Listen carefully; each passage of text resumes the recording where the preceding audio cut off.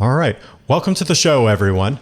Today's guest is another excellent expert. She has a very broad and deep. I'll say she has a broad and deep level of expertise in marketing, and I think it's going to be really great. Her name is Atokatha Ashmond Brew. Atokatha brings over 20 years of experience designing, implementing, and promoting data-driven marketing best practices across the full range of marketing and communications for nonprofit and for-profit organizations.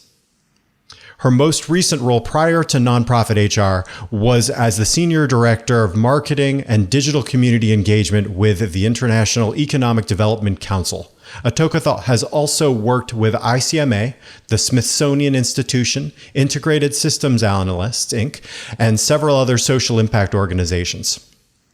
She also has experience in supplier diversity, having built Tier 1 and Tier 2 minority business relations with Fortune 500 companies. She has represented various firms throughout the National Minority Supplier Development Council's national and state affiliations. The former CEO of Brand Builder, a full services communications and marketing firm, she has led consultants who are focused on vision and mission mapping, strategic communication, branding, and marketing projects management. Atokatha is a 10-year columnist for Minority Business Entrepreneur magazine, co-author of 2 small business publications, Seen and Sustained, and The Balancing Act, an international speaker and adjunct professor. She holds an MBA in International Business from Trinity University and Bachelor's in Communications from Marymount University. Atokatha is pursuing a doctorate in business psychology at the Chicago School of Professional Psychologies in Washington, D.C. Welcome, Atokatha. Wow. Thank you for having me, Carl. It's my pleasure. You've got a great bio. Oh, thank you very much. It wasn't easy to earn it, I'll tell you that. In terms of where you are now, what is your current mission and message as it relates to marketers and entrepreneurs? Hey, so when it comes to my mission for marketers and entrepreneurs, my whole focus is on learning every single day. There's so much that's coming in our direction, and what we knew yesterday continues to change. So the more energized we can stay and excited about jumping into what's taking place in the market every day, the better off we'll be. And I'm constantly advocating for marketeers to make sure that they are staying aware and ahead of what's coming down the pike. Love that. The Marketeers. Yeah, it's definitely a tribe. It is. Believe it or not, my father calls me that. Yeah? Yes, he has for a long time, 20 years. Yes. You're the Marketeer. Yeah, I mean, it's definitely a fun term that we like to throw around in the tribe. But, people use marketer or marketeer. I'm constantly using marketeer. Love it. It's good. Sometimes we have to be cavalier as marketeers. Right. I love it. Perfect. Well, fantastic. So in terms of a topic that you like to speak on and that relates to your message and mission, and message, what do you think would be good for a cohesive theme for us to relay to folks related to your mission? As I mentioned, in terms of staying ahead, staying aware of what's coming down the pike, new trends, key trends that are coming, anything AI oriented, anything machine learning oriented, predictive analytics oriented, those are things that I like to talk about. Those things I think weave in nicely with my own personal mission as a marketeer professionally. And I think that would be a cool place to start, especially because so much continues to change. Yes, absolutely. Well, perfect. That sounds great. Well, to get us there, how did your past lead you to this point in your career? I think it was a natural progression. I started out as a full stack marketer at the Smithsonian Institution, and I started out at the Smithsonian when email marketing wasn't even a thing. So I was, part of a marketing team there, and we were really experimenting with marketing. I remember the tool that we used. It was called InFlyer. And that was it was very, very old, right? That thing, it had some power behind it, but certainly we didn't know all that it could do, but we knew that there was something there. As marketing progressed as a profession, as analytics became much more easy to get our hands on as marketeers, then I was able to build a knowledge base around that, and it's just grown since then. So analytics is everything right now across all marketing tools that I'm using, and the smarter those machines have come with providing those analytics and helping us to understand those reports and better ways to use our money and our dollars, our marketing spend. The more important it has become to make sure that we're staying ahead and understanding how to get the most out of those types of reporting features. And so that's how I have gotten to where I am now and why I can talk about predictive analytics and machine learning. And that's because you really have to be able to function in that space right now when it comes to marketing, because that's the way in which you're reading your progress, your success, and it's also the ways in which you're determining how you want to proceed. Love it. Well, that's helpful. And I think in terms of tactics and tips, we probably would do well in giving some background on what those items are and how, because not everybody in the audience may have a full understanding of what machine learning is versus artificial intelligence, and especially how it relates to marketing. Could you give a little bit of background with maybe some light definitions on that? Sure. So machine learning really is all about your computer, your systems becoming smarter and smarter based on your past data, based on behaviors, the communities in which you're building content and positioning that content to them and distributing that content to them. And so the more you are able to review the ways in which they are responding to your marketing campaigns, the more ways your systems are becoming smarter, and in many cases, through the use of variable data, which is finding ways to position different types of services or different types of products to people based on their past trends and based on what those past trends might predict might be a future desire or a future purchasing decision for them. That's where machine learning comes in. That's where predictive analytics comes in as well, in terms of looking at past behaviors and being able to more accurately predict what the next steps will be. And so some of those tools, like when you go on, for example, if you're using social media in any kind of way and you're wanting to do a campaign on social media, you might get some suggestions on what you should consider positioning to this particular audience, how much you should spend in order to capture whatever you believe your return on investment should be, or what your response rate should be. All of those things are based on historical data. This data, of course, is happening at a very, very quick pace. It's piling up at a very fast pace, and it's also projecting at that same time opportunities for you to get closer and closer to your goal faster and with less money, and also to drive a stronger impact. Interesting. That's helpful. Okay. So you mentioned social media, buying decisions, and some other items. Could we give a few rapid tips that might also give context of what kind of tools? If it's helpful, we can break those segments out and talk about tools and tips separately. But I'm wondering how you would normally prep a new marketer for, okay, if you're in this field, then you might want to look at this particular resource and case study.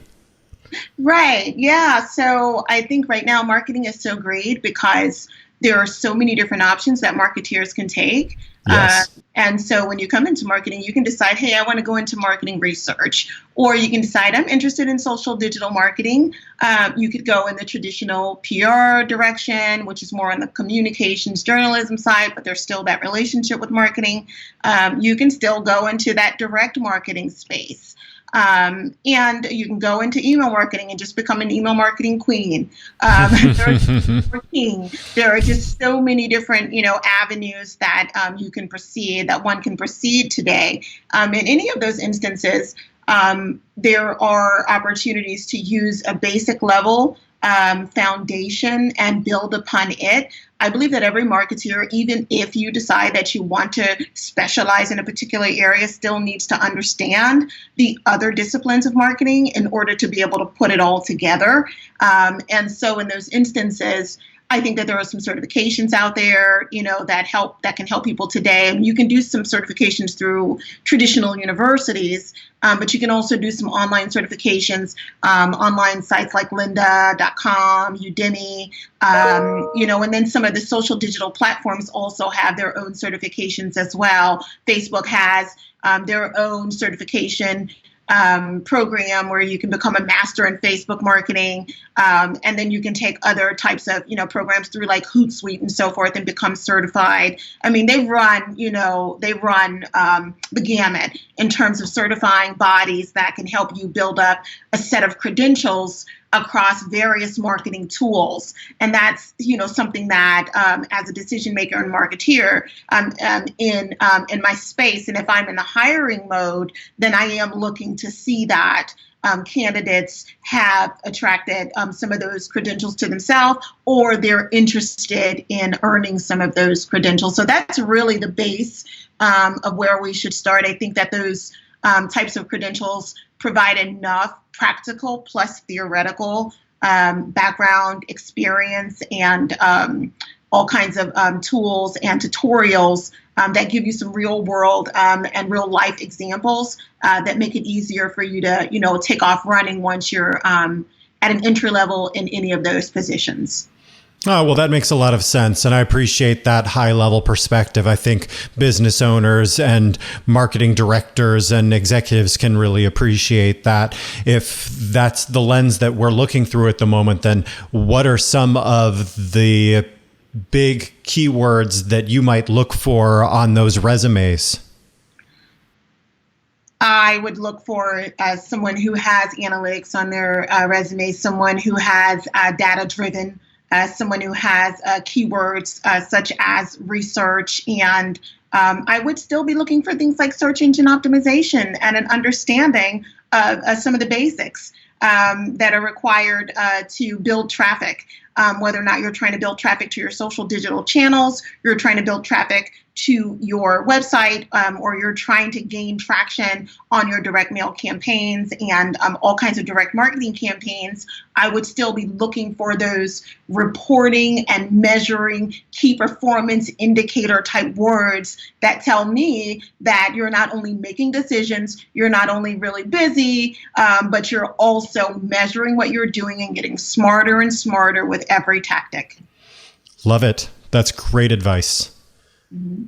Excellent. Well, do you have, I don't want to go too low level because I understand that you'd rather manage the people that are are actually getting deep into the specific tools. But in terms of the reports and the turnout, the value that you're seeing, do you have any favorite softwares or tools at the moment? Any favorite softwares?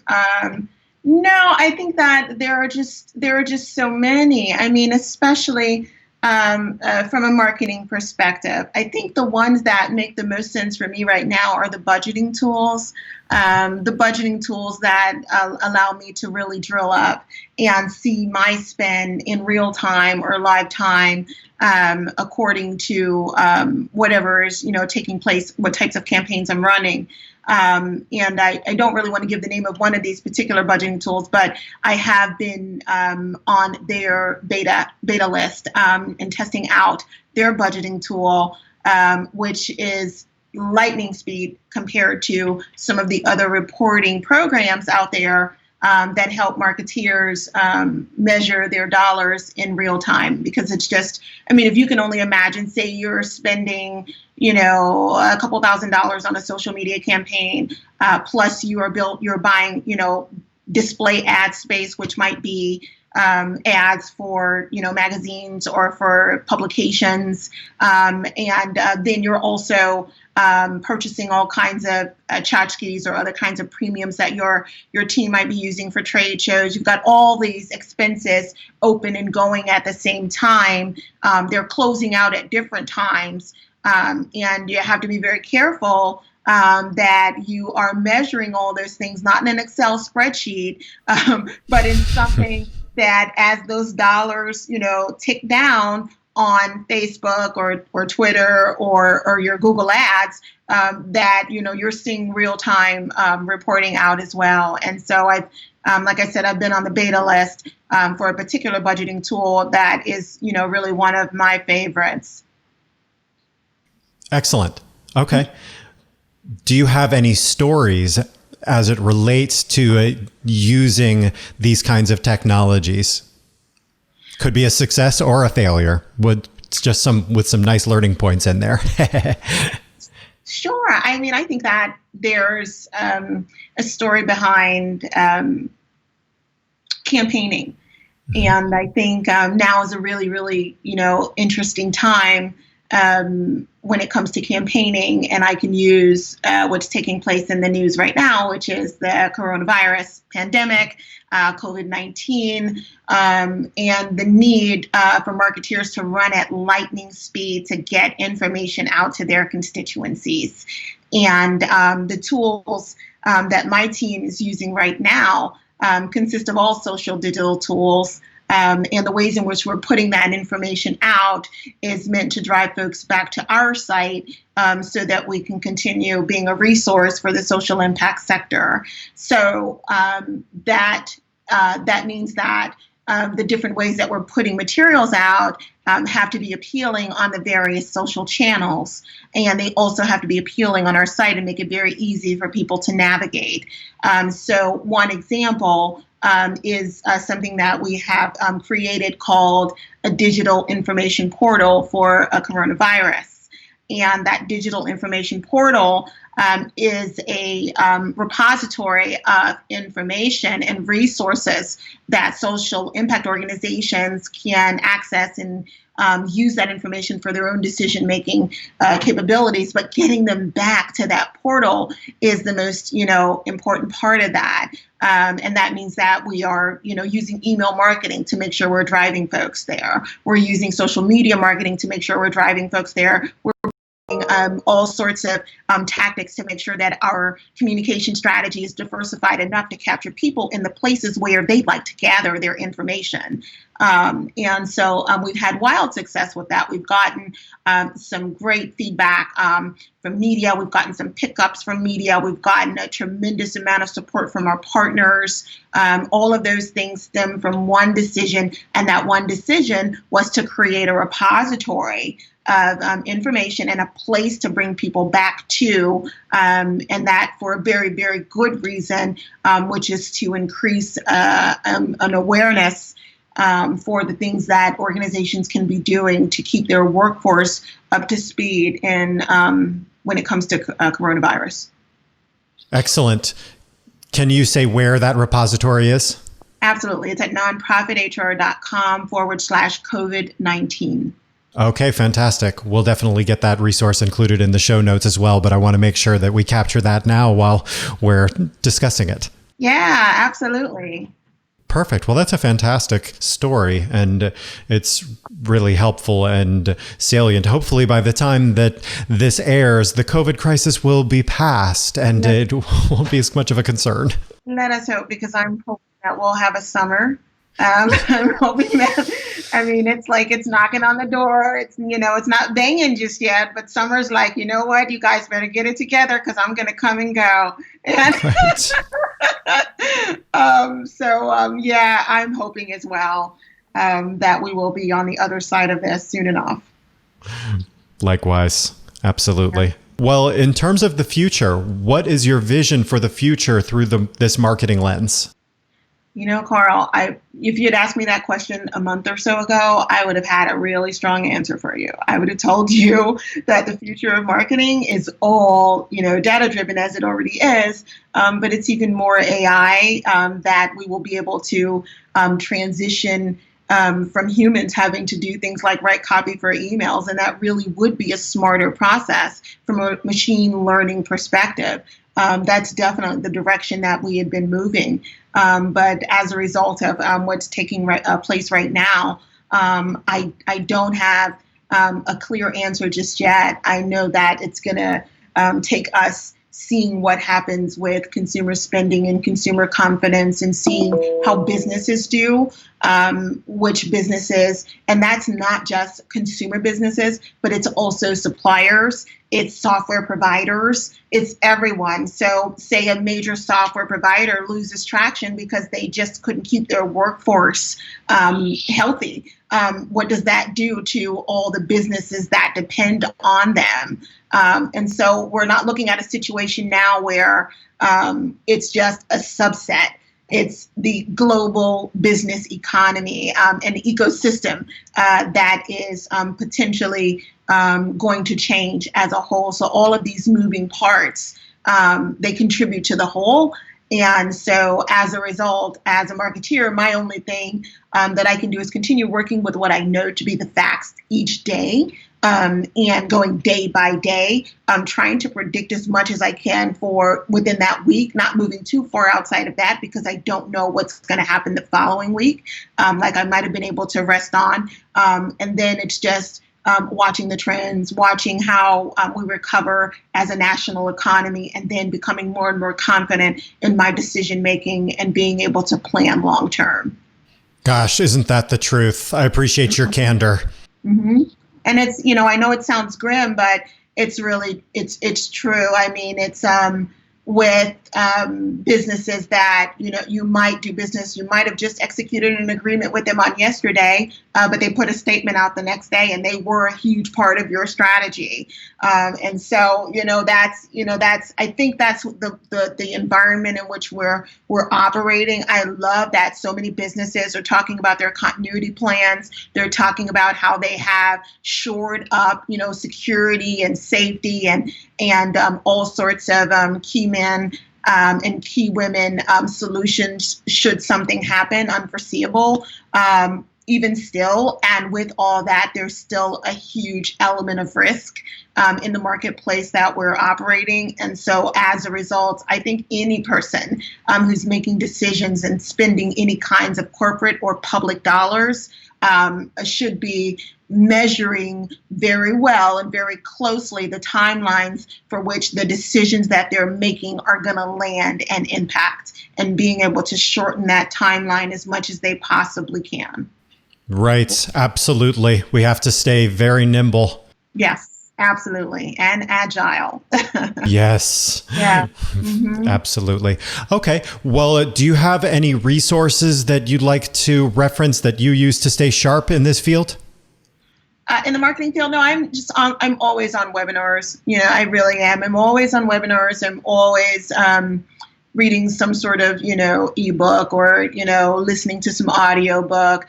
I love Sapien, that's, one that, I might have listened to before all this stuff, started to fall out. When you had time to read?